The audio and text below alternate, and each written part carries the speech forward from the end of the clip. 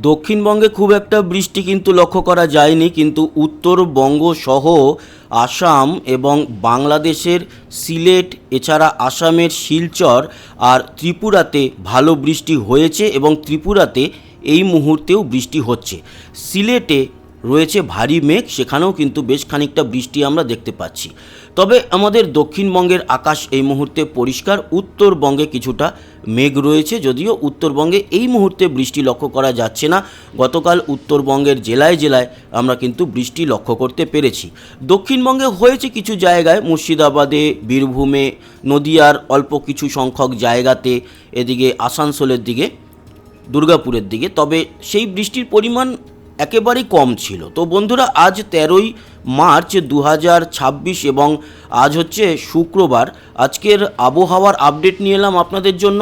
আমাদের এই উত্তর পূর্ব ভারত ছাড়া বাকি ভারত কিন্তু একেবারে পরিষ্কার এবং আরব সাগর সহ বঙ্গোপসাগর পুরোপুরি পরিষ্কার রয়েছে। কোথাও কোনো ঘূর্ণাবর্ত কিংবা ভারী মেঘের দেখা পাওয়া যাচ্ছে না। যতটা ভারী মেঘ রয়েছে বাংলাদেশের পূর্বে ত্রিপুরায় এবং আসামে, ততটা মেঘ আবার আমাদের পশ্চিমবঙ্গের কোথাও নেই।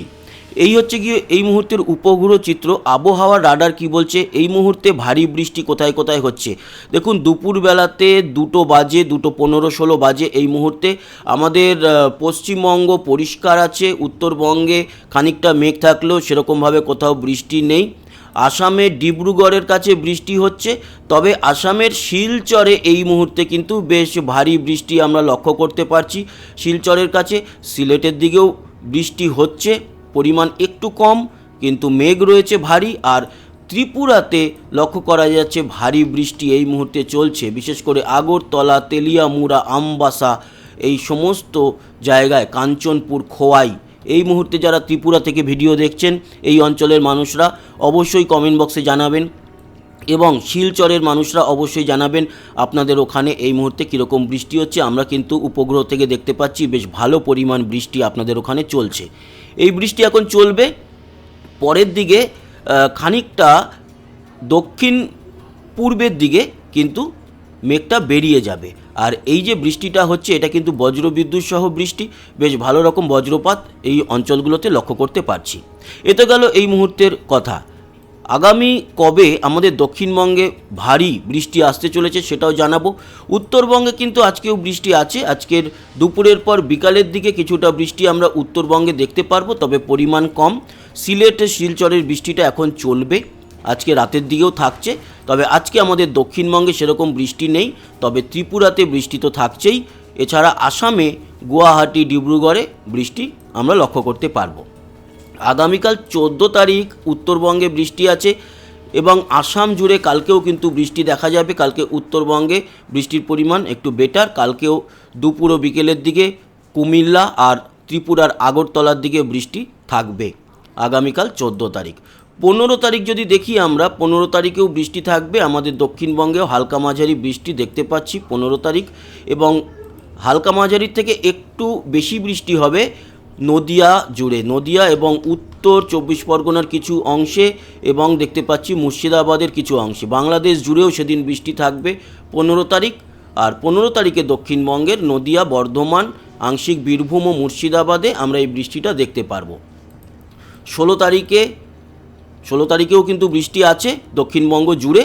16 তারিখেও একটু ভারী বৃষ্টি দেখা যাবে, এবং বাংলাদেশ জুড়ে, ত্রিপুরা জুড়ে, শিলচর জুড়ে এই বৃষ্টিটা থাকবে। তার মানে এখন কয়েকটা দিন বৃষ্টি হবে, তারপর 17 তারিখের পর আস্তে আস্তে পরিষ্কার হয়ে যাবে আকাশ। 17 থেকে কিন্তু তারপরে হয়তো আবার 21-22-এ গিয়ে হালকা মাঝারি বৃষ্টি আমরা দেখতে পারবো। কিন্তু 17 তারিখ পর্যন্ত বলতে পারেন, কিংবা 14, 15, 16 এই 3 দিন বেশ ভালো বৃষ্টি আমাদের বাংলা জুড়ে আছে। তার মধ্যে 15 আর 16 এই দুটো দিন দক্ষিণবঙ্গের বৃষ্টির পরিমাণটা ভালো। বৃষ্টির পরিমাণেই যদি যাই, তাহলেই আপনার বুঝতে পারবেন যে এই বৃষ্টির পরিমাণ আজকে এই মুহূর্তে তো আমরা দেখতেই পেলাম ত্রিপুরা জুড়ে বৃষ্টি চলছে।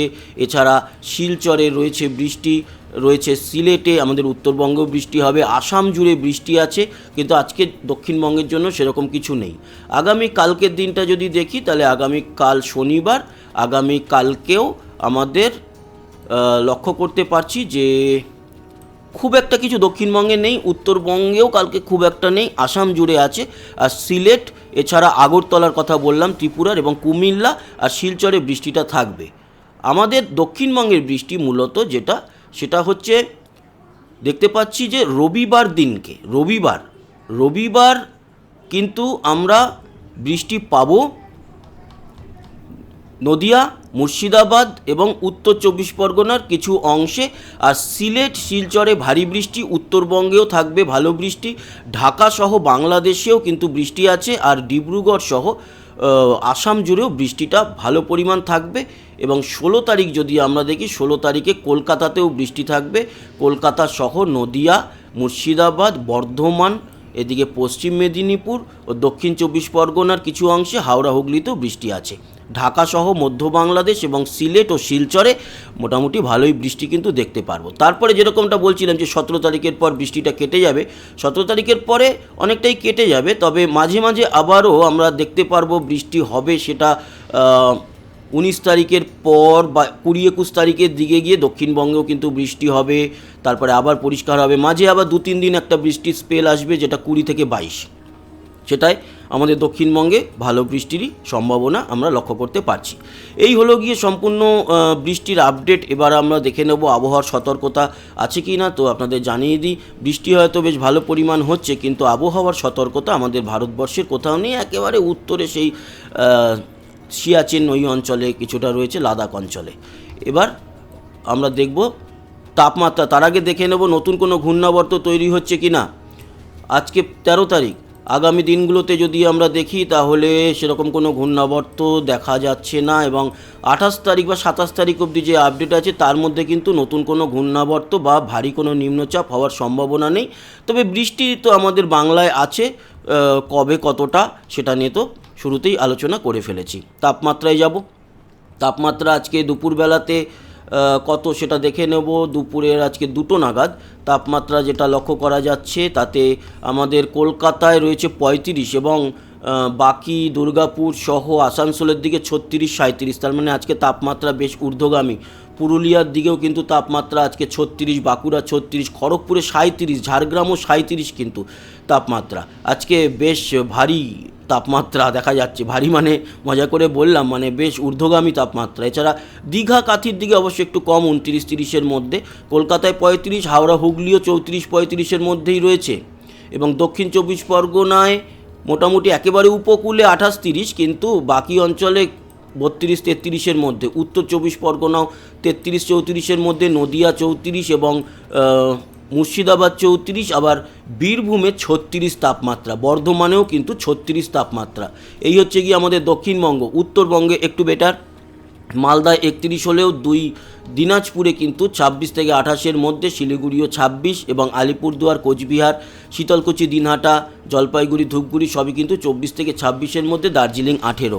এবং দেখতে পাচ্ছি আমরা আমাদের এদিকে ত্রিপুরাতে তাপমাত্রা একটু কম, বৃষ্টি হচ্ছে এই মুহূর্তে, তার জন্যই কিন্তু 25-26-এর মধ্যে। সিলেট, ময়মনসিংহ 25-এর মধ্যে, ঢাকা 32 এবং বাংলাদেশের যেই জেলাগুলো পশ্চিমবঙ্গ লাগোয়া সেগুলো সাতক্ষীরা, যশোর, তারপরে বরিশাল, খুলনা সবই কিন্তু 33-34-এর দিকে। অপেক্ষাকৃত উত্তর বাংলাদেশের রংপুর, দিনাজপুর, ঠাকুরগাঁওর দিকটায় 26। এবং ত্রিপুরার কথা তো বললাম, চট্টগ্রাম, কক্সবাজারও 29-এর মধ্যে। শিলচরের তাপমাত্রা এই মুহূর্তে, শিলচরে বৃষ্টিও হচ্ছে, 23 রয়েছে। এবং আসাম জুড়ে কিন্তু বৃষ্টির জন্য 23-24 তাপমাত্রাতেই আমরা দেখতে পাচ্ছি।